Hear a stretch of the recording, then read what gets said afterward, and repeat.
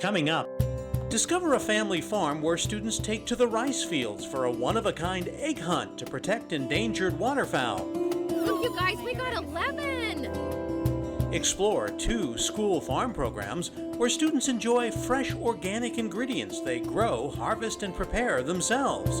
We don't just give them the answers, we want them to explore and to investigate and then find the answers on their own. Meet a UC Davis expert in garden cultivation and learn about careers in horticulture. There's always something new to learn. And a Native American tribe finds success growing olives for their own brand of olive oil. We take care of the land. We were told it would take care of us. It's all next on more California's Ag Bounty.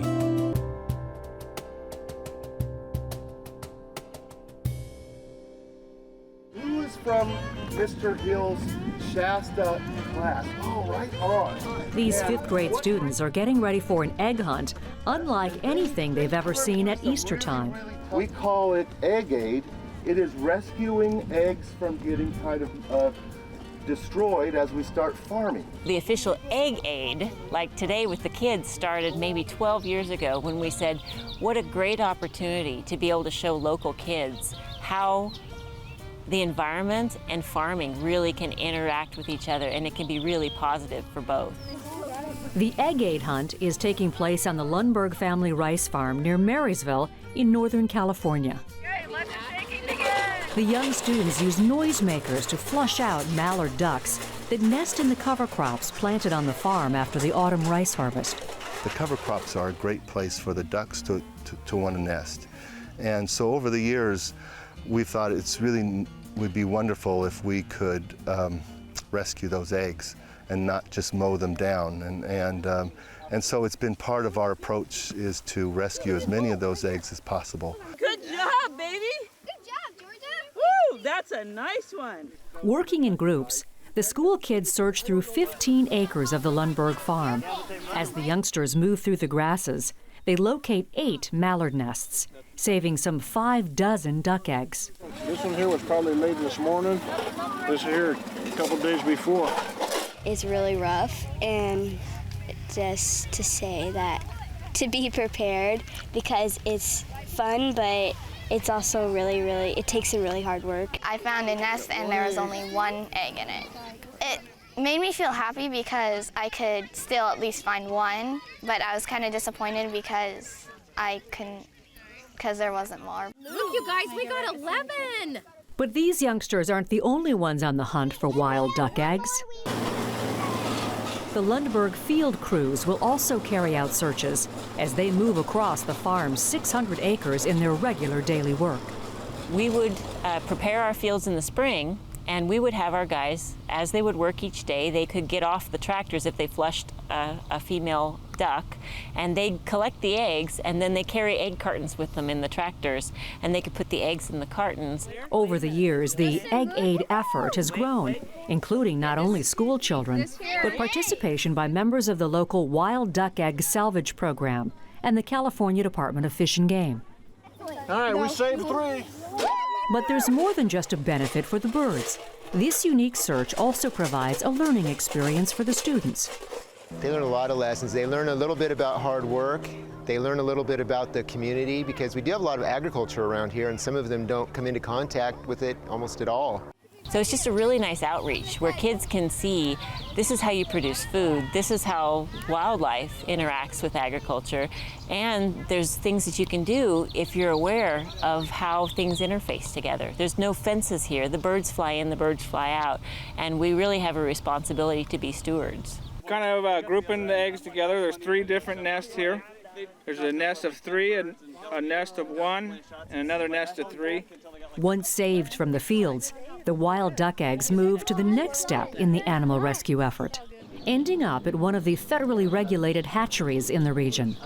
Patrick Marmon and his wife Terry operate Pacific Valley Ranch near Marysville, where they raise hundreds, sometimes thousands of wild ducks each year. There we have the birds that'll go out tonight. They'll be on their feet by tonight and ready to go. I leave them in this hatcher for about 12 hours after they hatch. The ducklings spend about a week in a brooding box. Because they're born without a mother, this allows their bodies to develop the natural oils that protect them while they're swimming. And from there, they spend the next 4 weeks maturing. She's quacking now. But before the ducks are released back into the wild, federal law requires that they be banded and their sex recorded. We've probably banded and released 100,000 birds, or very close to it. Then, it's back to the Lundberg farm where 200 acres have been set aside as a wildlife habitat. We like to release them at 5 weeks. They're yet a week and a half from flying, and they have time to imprint on the habitat we release them in, and most of the hens will come back next year and lay in this very habitat. The hope is that the ducks will see the protected marshland as home, returning here after migration instead of the rice fields. And it's showing some really good success because the bands are coming back showing that these birds are integrating into wild populations. You guys find it? I think it's in here. Those taking part see Egg Aid as the kind of cooperative effort that farmers and environmentalists can successfully carry out, bringing with it an activity that also lets youngsters focus on the future. They learn what's around them. They learn about helping someone outside of themselves. There's some environmental science here too, and so it's a pretty unique opportunity to combine all those things into one.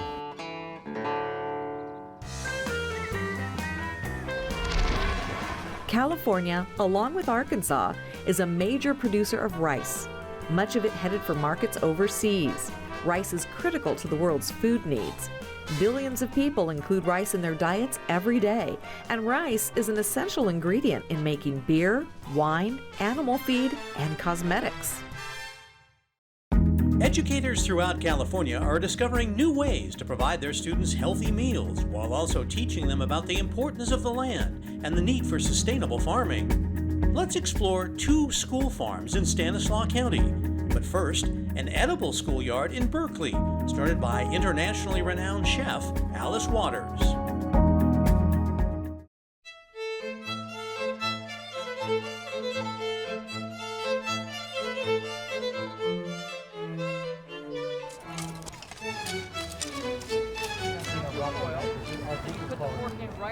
I have trowels for you, and I have compost with buckets. This is not a class field trip to a distant farm. It's a typical school day at Martin Luther King Jr. Middle School in Berkeley. So do you want to be the one to peel off some of the outer leaves? And then you're gonna give the top a haircut just like Max has done there? Today, these students are harvesting leeks on a 1-acre plot sitting right on campus.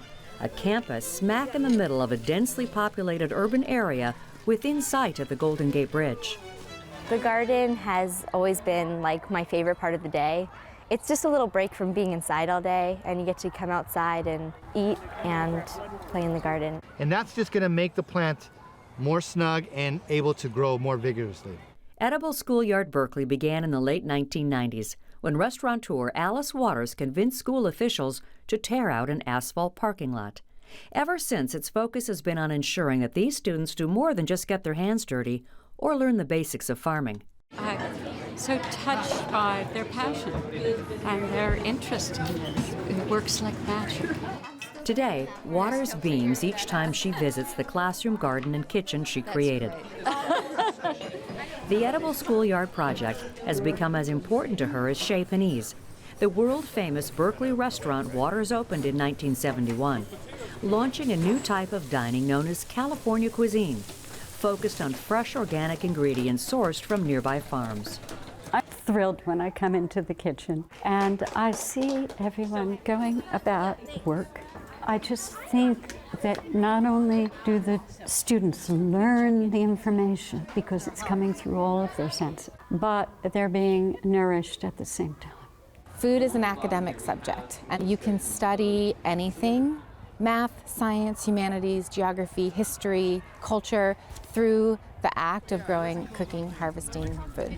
Another key philosophy for us is that children learn by doing, that you are an embodied learner if you're actually experiencing the topic that you're learning. Today what we're going to be looking at is the Arabian Peninsula and some of the foods that were grown and produced there and how they come together into a meal that we're going to eat today. The concept is simple. For 90 minutes each week, these 6th to 8th graders take fresh, organic food products, many of which they grew themselves, and learn their history, where they originated, and how ethnic cuisine spread worldwide. Then they make their own healthy lunches using those same ingredients. So today we are going to make some pita bread, we're going to make some hummus, a yogurt sauce, and we're going to cut up some vegetables to dip into those sauces. In the kitchen it's really fun because you get to cook new things. I've cooked stuff that I've never thought I'd cook and tried things that I never thought I'd like. I think the reason that this idea is so successful is that these are universal values, and we're hungering to get back to that place.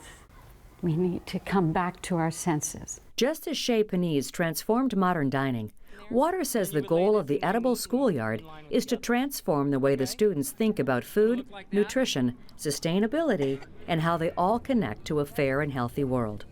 Public education is our last truly democratic institution. What if we began in kindergarten and we taught them the values that they're going to need to live on the planet together? How to take care of the land, how to come around a table and talk with one another. And so that's what this program is deeply about. A lot of students come back and say, you know, remember that time I wasn't into gardening, but now I understand that it was more than just gardening. It was more about being outside with friends, doing teamwork, accomplishing work. Going through the program here, I just became a better person in general.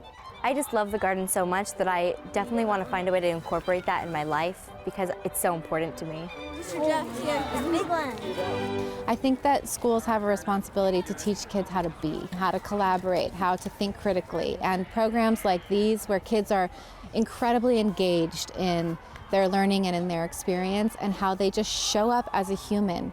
Advocates say that philosophy and the success of programs like this is why there are now more than 2,000 edible education programs in all 50 states and 29 other countries across the globe.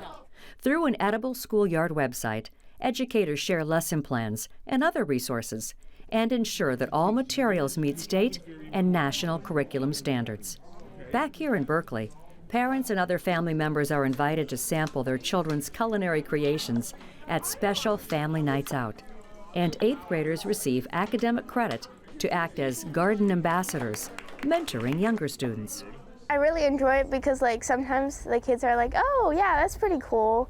And then I tell them some interesting facts and then they're like, okay, I understand why to do this now.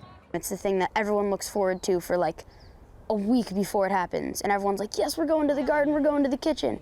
And then everyone comes here and they have a great time for the hour and a half that they're here. And I think it's some of the most fun experiences I've had in middle school. Yeah, I kind of want to be a chef. I kind of want to just be a chef and do healthy food and maybe get a cooking show. We're going to be cooking up a storm. We have a feast happening today. Beyond the widespread success of the program, Waters and her team of teachers, volunteers, and others say they have an even larger goal: to create a truly national edible education program from kindergarten through high school.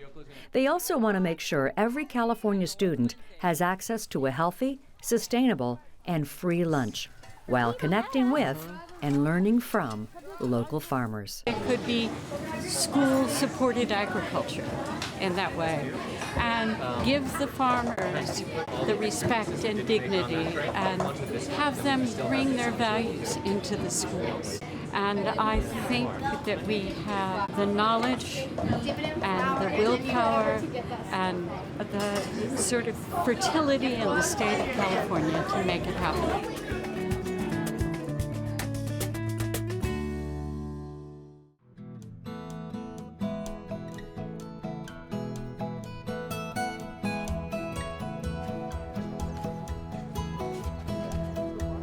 Make sure that you plant the plants so that it's just even with the soil. So you're just going to open the soil up, put it in, see how it's even and level, and then push the soil back in around it. Agriculture is the biggest industry here in Stanislaus County, where farms generate about $3 billion worth of commodities each year. So you'd think that kids from local schools would have plenty of exposure to the farm life. But school officials from the towns of Turlock and Ceres discovered that was not always the case. Almost all the kids in our program are actually coming from a suburban environment. Very, very few of our students are actually coming off of a farm. They don't have any idea where their food comes from. We plant broccoli plants and they look at that and they have no idea what a broccoli looks like growing in the field.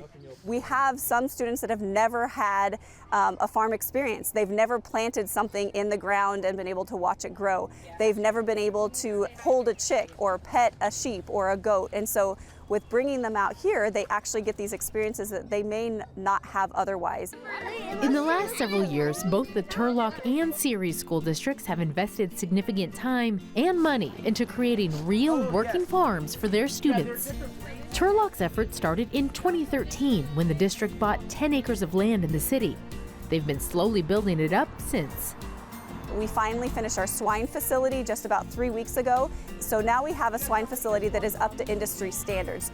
We've also been able to bring out our goats and sheep to the farm this year. They used to be housed at different locations. We have about an acre of fruit trees and we have about an acre of vegetables. We are starting to plant now with the first graders and they will continue to plant with about 800 more first graders out here. We get a lot of seeds planted and they're very good at doing that. Turlock wants to make this farm accessible to every student in the district, whether it's elementary school students on a field trip or high schoolers who are raising animals through Future Farmers of America. She's born in November, so she's about 4.5 months old. Yes. The learning doesn't stop at the farm for these first graders from Julien Elementary School.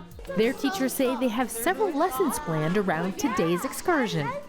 Kids are jumping up and down, very excited, and it kind of brings to life the things they've been reading about and learning about. The teachers are very good about bringing it back to the classroom and using it as, remember when we were at the farm and we did this. Turlock's farm coordinator, Brem, says the district was also motivated by new science standards that encouraged kids to memorize less and explore more. We don't just give them the answers. We want them to explore and to investigate and then find the answers on their own, because as they go through that process, they internalize it. It becomes a part of them. I've been planting peas, climbing on tractors, looking at fruit. I really enjoyed looking inside of a tractor because I don't really get to do that often. The food grown on the Turlock farm typically returns to the schools as a snack for students.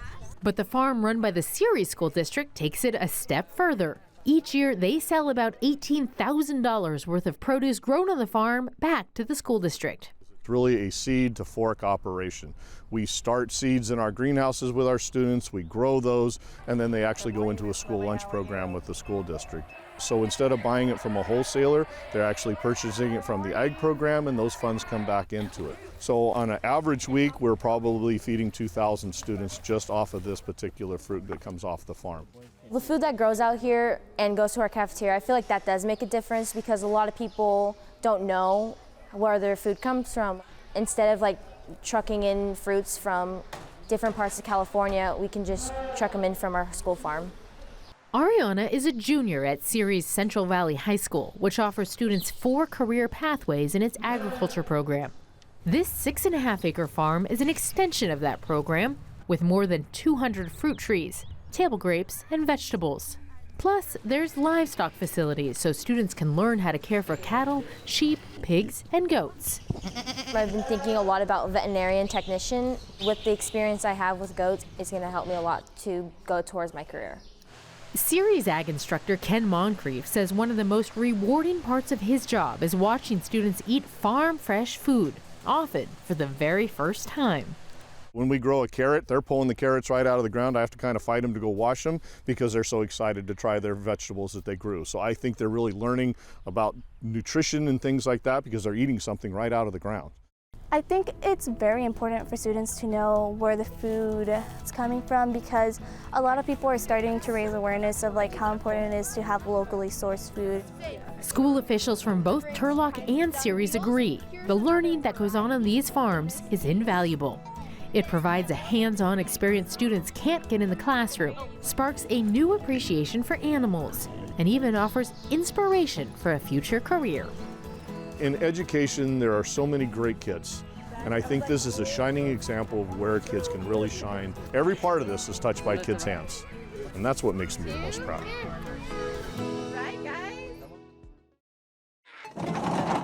Urban agriculture isn't new. Travel back to the 19th century, and homes in many cities had extensive garden plots, some with livestock as well. Today, a number of cities encourage community gardens. Produce from those will often make its way to farmers' markets for sale. Horticulturalists use scientific knowledge to help all of us grow better. An award-winning horticulturalist from Davis tells us how. My name is Ellen Zagri. My job as a horticulturist has been primarily to know plants, so to know the names of the plants, to understand how they grow, to observe their characteristics. And the role that I've grown into is more of an educator and a teacher. Well, when you first start out in your career, you probably will do a lot of hands-on work because that's how you learn, is by using your hands and getting exposure directly to the plants and cultivating them. Plants absorb carbon dioxide, and carbon dioxide is one of the villains of global warming. But they also give off oxygen, which is what we breathe. Plants and landscapes are really critical to the environment, and as we've built and we have more and more people and we build businesses and parking lots, what's happened is we've eliminated a lot of the native habitat. So I believe that in our gardens at home, we can help recreate habitat, which will improve the natural diversity of the environment. Our agricultural produce, particularly fruits like peaches and cherries, are really dependent on the honeybee, the European honeybee, which is farmed and has been brought in to pollinate those fruits. And we don't get good harvests without those pollinators. And the honeybees are having a crisis right now. They're having a lot of disease problems, and it's not really known exactly what's causing it. The native pollinators, if there's adequate habitat, will fulfill that same role, and they will pollinate the crops and keep our crops producing well.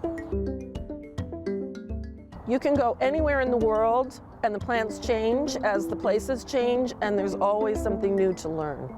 But also the beauty of flowers and gardens are really important to the quality of human life. Let's give you some olive knowledge. All olives start out green and then turn black or dark purple as they ripen.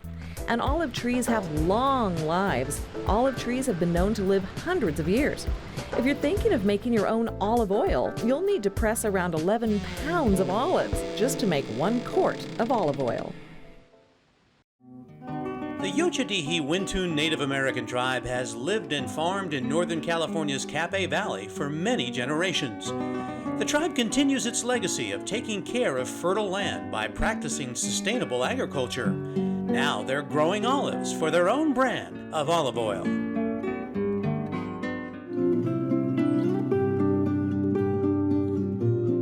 We take care of the land. We were told it would take care of us. We've been here continuously for over 4,000 years.